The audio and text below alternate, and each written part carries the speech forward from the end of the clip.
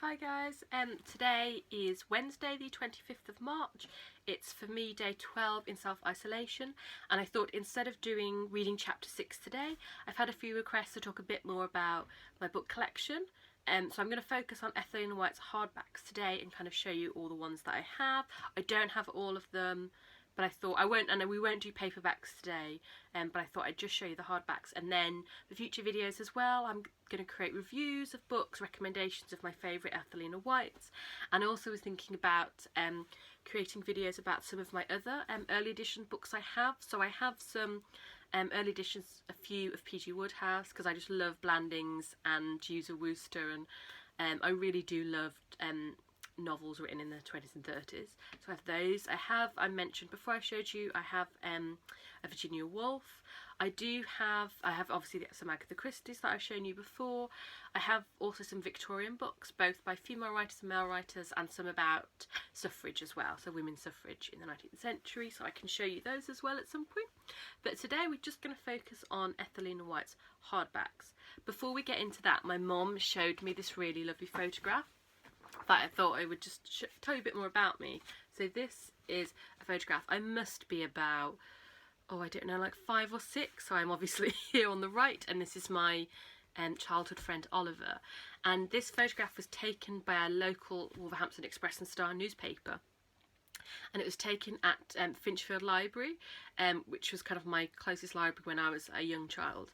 And despite how I look in this photograph, never been photogenic. Library was one of my favourite places. It has one of my most vivid memories are really of reading and being in this library. And then when I was a little bit older, when we moved, I spent a lot of time at Tettenhall Library. So yeah, really two really important places to me as a child. I loved reading from a really early age. I loved being read to. I loved writing as well. I was, with my mum's help, and then older by myself. I loved coming up with characters and stories, and I still do daydream today about plots and ideas for characters, but I haven't actually sat down and written in a long, long time, so maybe I should actually thinking about it. And you can see in this photograph, so we've been reading the Three Little Pigs, and we, with some friends, decorated the Three Little Pigs you can see there, and that got us in the local newspaper. So yeah, I thought that would just show you that about me. And then this is one of the modern paperbacks that you can get at Ethel Lina White's work. They all look the same. They're all just pretty generic. I mean, they do what they say on the tin. You get the novel, but I am really interested in the appearance of things, how they look and feel as well. So these were the first kind of ones that I bought, and I just found them a bit uninspiring. I have quite a few of these. And actually, considering, this is $18.99, I don't think I paid that much for it on Amazon when I got it. But yeah, considering like one of the hardbacks I got, so I think it was the second edition, I got for about £15 on eBay. So yeah, just considering by comparison, you can see why I started collecting the originals, and they're so much more beautiful. A couple you can get, so wax, for some reason, I don't know why, but you can get, so the original cover I showed you, and I'll show you again today, you can get that recreated in a paperback, which is nice. And there are a couple of different versions of The Wheel Spins, The Lady Vanishes, because I think if people know the Alfred Hitchcock film, they might have wanted to go and read it. So you can get that in a few covers, but none of them I found particularly inspiring. So hence starting this collection, hence my love of then really got into buying antiquarian and early editions of books, and they're just so evocative, and I just love having them as well. So yes, I thought I'd talk about them in chronological order. I don't have all 17 yet, I have 14, and just to say once again, I'm not bragging, I just really want to share my collection and my passion with you, and it's great to have feedback from people who kind of love Ethel Lina White or have never heard of her before, so I'm really glad that we're sort of having these conversations. And I've collected these, as I said, over must be about 4 or 5 years, and I really enjoy kind of collecting them and finding them and looking for them, mainly from eBay, some from, so I mentioned the Crime bookshop in Hay on Wye, and a couple of other bookshops as well I've managed to find them in. Every time I'm in like a charity shop or a second-hand bookshop, I'm always kind of, is there an Ethel Lina White? I've never come across some like that, but it'd be really cool too. And then obviously most of them didn't come with the original dust jacket, so I bought them as well from a lovely company in San Francisco to cover them with. And yeah, so we'll kick off, shall we, with the first book, which I don't have, the first novel Ethel Lina White ever published, which is The Wishbone, which came out in 1927.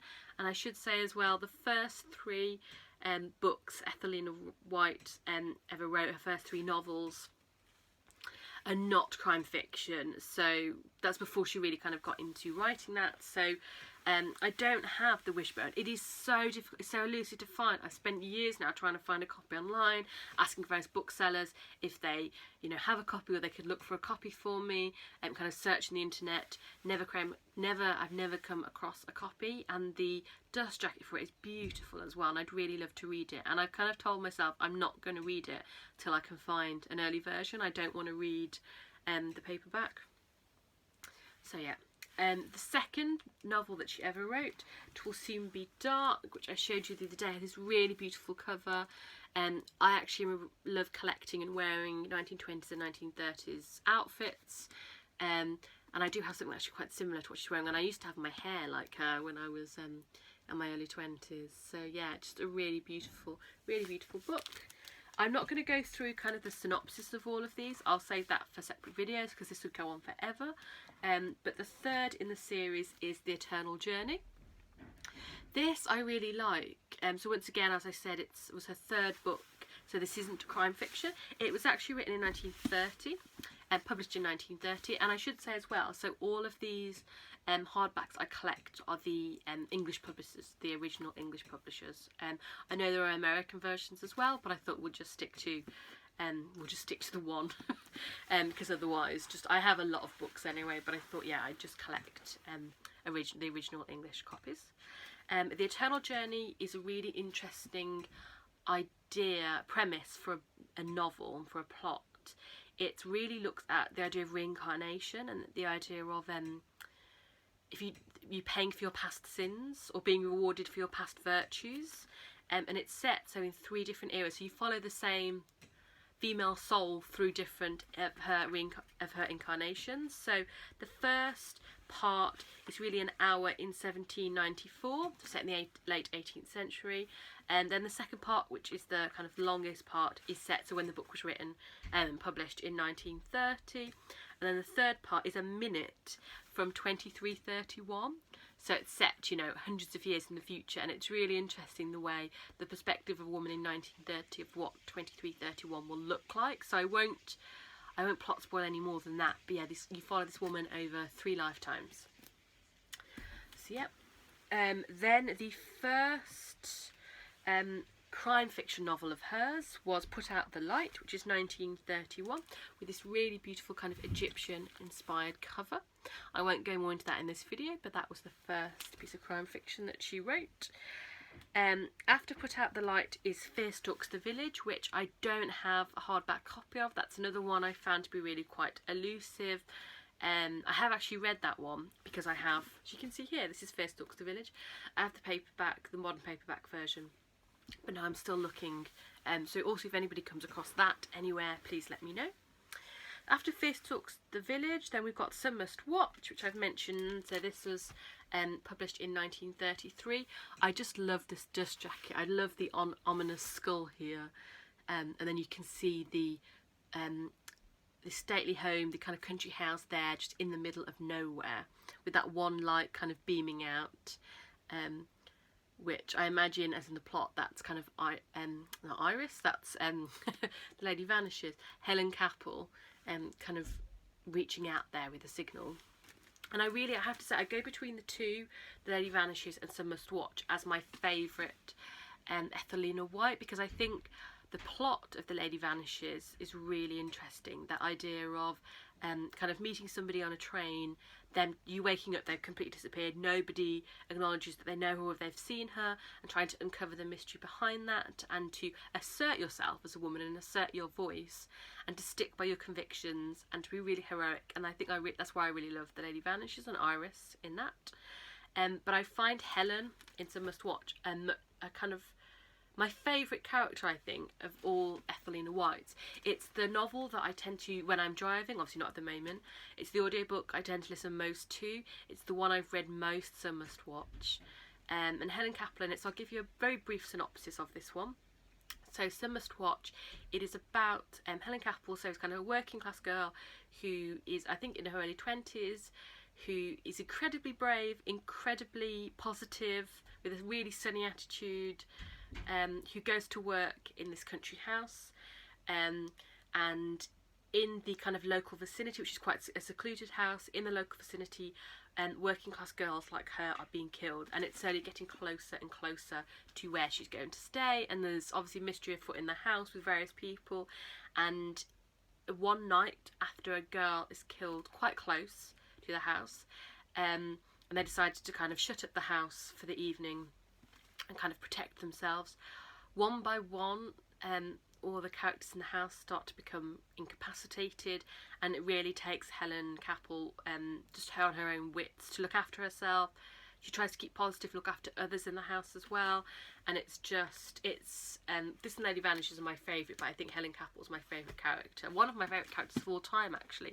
I just think her attitude and heroicism, it's great, and the suspense in Some Must Watch as well. Like, it's that slow kind of build up. You kind of notice more and more as the hours go by, Helen becoming more and more scared and becoming more and more frantic, and that veil of respectability the characters kind of slowly goes, and yeah, you become more and more fearful and more supportive of Helen, and trying to work out why all these characters are slowly either leaving or so becoming incapacitated. So Some Must Watch, I will definitely do a review about this book, and I'll definitely talk more about it in another video. So that is Some Must Watch. Wax next, published in 1935.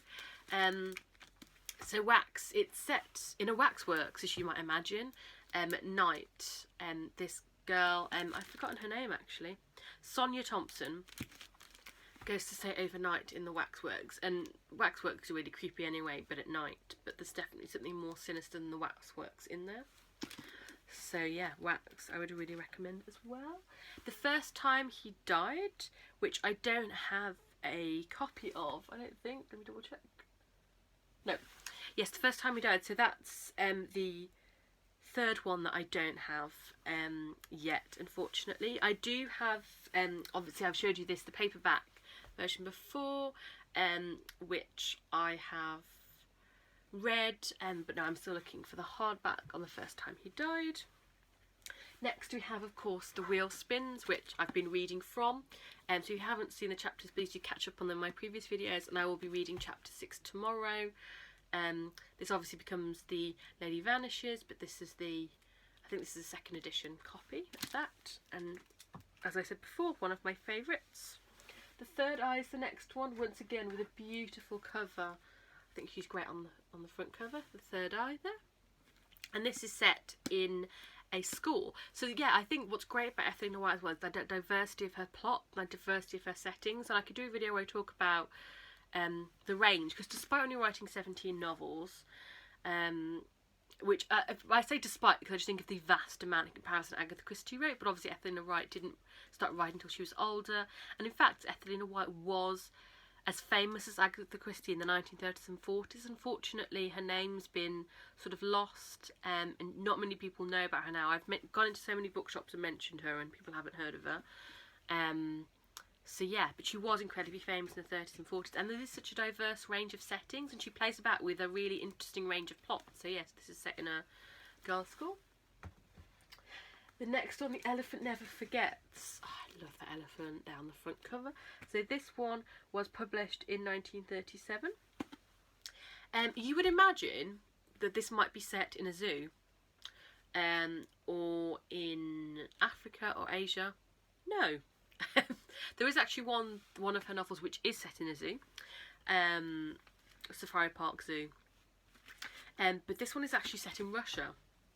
So yes, I won't go into more detail about that, but yes, Russia.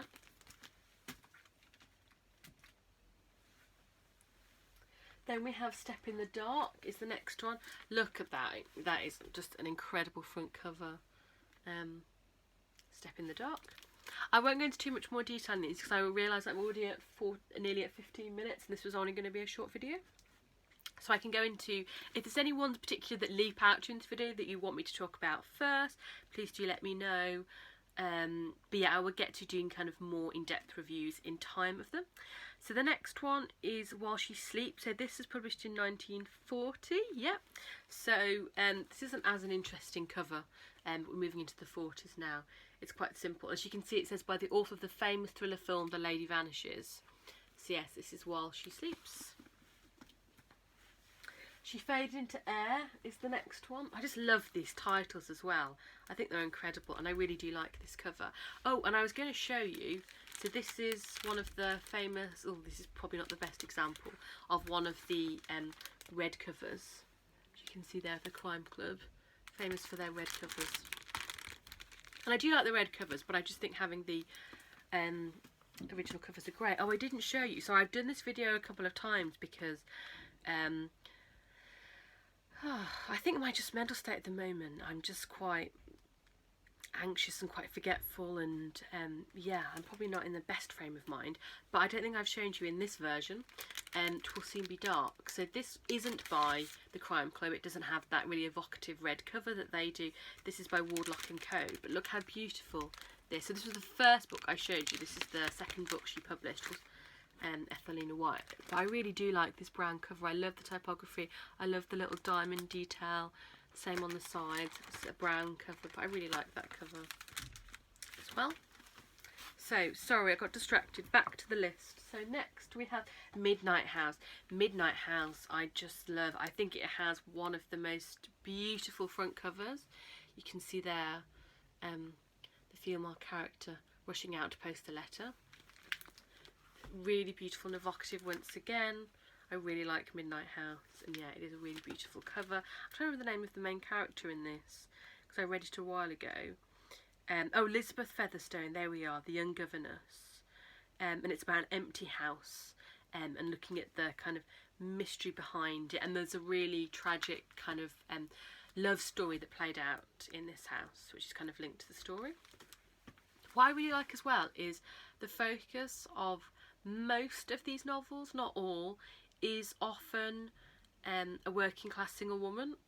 Not all, because obviously the most famous example that I've already mentioned in The Will Spins or The Lady Vanishes, Iris is kind of a wealthy orphan of independent means, but a lot of them do, and I think to really give voice to working class women in the 30s is really, I think, quite unusual, and to have them as the centre of these, where they're oftentimes being attacked or hurt or ignored or judged or silenced by men, is a really interesting take. And I think why I was really drawn to Ethel Lina White when I read them, I thought, wow, these are incredibly, they seem incredibly modern in many aspects to me. So, The Man Who Loved Lions.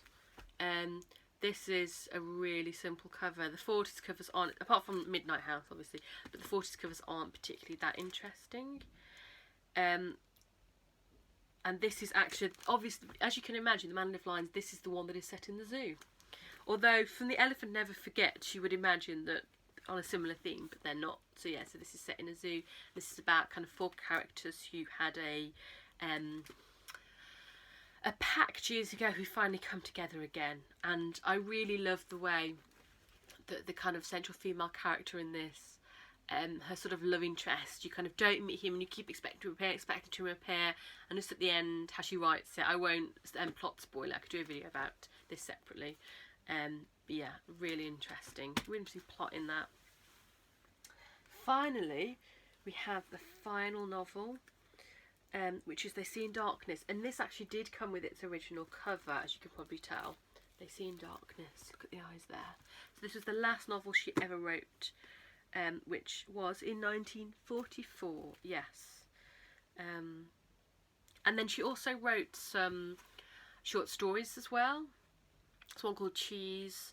There's one as well, actually, I don't think I mentioned in this version of the video. So in Some Must Watch, interestingly, she wrote, I was so excited when I came across this, a short story where it is Some Must Watch, but the killer is different, which I thought was really intriguing. So she was kind of obviously playing with the plot. When you're writing, I can just imagine that Ethel Lina White was coming up with different ideas of who the murderer could be, the reason behind the crime, the motive, and yeah, so in the short story version, which I can actually, I will find, so at the moment that's in a modern collection of murder classics, and it's in my garage. We're having the boiler changed a while ago, and I can't actually get to that bookcase at the moment. We had to move a few things around that I've got to sort out, and hopefully sort out the garage and we'll put back, because I have about 7 Billy bookcases full of books in there, yes, that I'm kind of working through. They're all kind of, the ones in the garage are obviously kind of the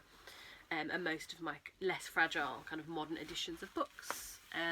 Still looked after, but they're just obviously kind of in the garage. But yeah, so that's a really interesting take of having 2 versions of it. She also wrote a stage play as well, which I don't have a copy of and I haven't read, that I really want to read. But yeah, I hope you liked this video. I was thinking it was only going to be short, but it's at 20 minutes now, so I will stop. But those are all of my hardbacks of Ethel Lina White. So I have 14 out of the 17, still looking for those elusive 3.